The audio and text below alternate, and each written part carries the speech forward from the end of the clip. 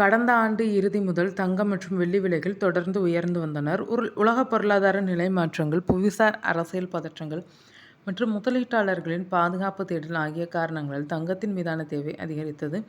இதன் விளைவாக இந்த ஆண்டு தொடக்கத்தில் தங்கம் வரலாறு காணாத உச்சத்தை எட்டியது. ஒரு சவரன் ஆபரண தங்கம் ரூபாய் 1.33 லட்சத்தை கடந்ததுடன் 1 கிலோ வெள்ளி ரூபாய் 4 லட்சத்தை தாண்டி விற்பனையானது. இது நகை வாங்க திட்டமிட்டிருந்த மக்களுக்கும் முதலீட்டாளர்களுக்கும் பெரும் அதிர்ச்சியை ஏற்படுத்தியது. ஆனால் கடந்த சில வாரங்களாக தங்கம் மற்றும் வெள்ளி விலைகளில் சரிவு காணப்படுகிறது. தற்போது 1 கிராம் ஆபரண தங்கம் ரூபாய் 14,200 அளவிலும், ஒரு சவரன் ரூபாய் 1,13,600 அளவிலும் விற்பனையாகி வருகிறது.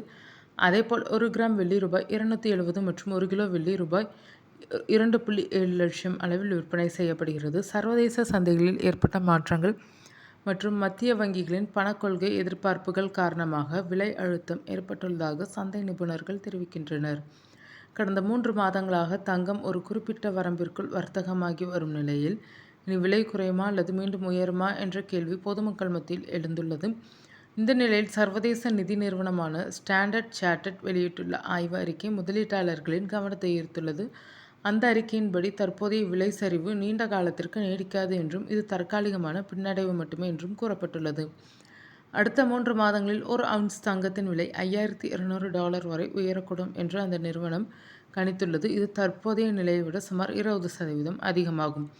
இந்த கணிப்பை இந்திய சந்தை நிலவரத்துடன் ஒப்பிட்டு பார்த்தால் 22 கேரட் ஆபரண தங்கத்தின் ஒரு சவரன் விலை ரூபாய் 1.36 லட்சம் வரை உயர வாய்ப்பு இருப்பதாக தெரிவிக்கப்பட்டுள்ளது. இதனால் வரும் செப்டம்பர் மாதத்திற்குள் தங்கம் மீண்டும் புதிய வரலாற்று உச்சத்தை தொடக்கூடும் என்ற எதிர்பார்ப்பு உருவாகியுள்ளது. அடுத்த 12 மாதங்களில் ஒரு அவுன்ஸ் தங்கம் $5,500 வரை செல்லும் வாய்ப்பு இருப்பதாகவும் அறிக்கையில் குறிப்பிடப்பட்டுள்ளது. அந்த கணிப்பின்படி அடுத்த ஆண்டு நடுப்பகுதிக்குள் ஒரு சவரன் தங்கம் ரூபாய் 1.47 லட்சம் வரை உயரக்கூடும். இது நீண்டகால முதலீட்டாளர்களுக்கு சாதகமான சூழலை உருவாக்கும் என சந்தை ஆய்வாளர்கள் கருதுகின்றனர். உலகின் பல வளர்ந்து வரும் நாடுகளின் மத்திய வங்கிகள் தொடர்ந்து தங்கத்தை வாங்கி கையிருப்பை அதிகரித்து வருகின்றனர். இது தங்கத்தின் மீதான உலகளாவிய நம்பிக்கையை காட்டும் முக்கிய அறிகுறியாக பார்க்கப்படுகிறது.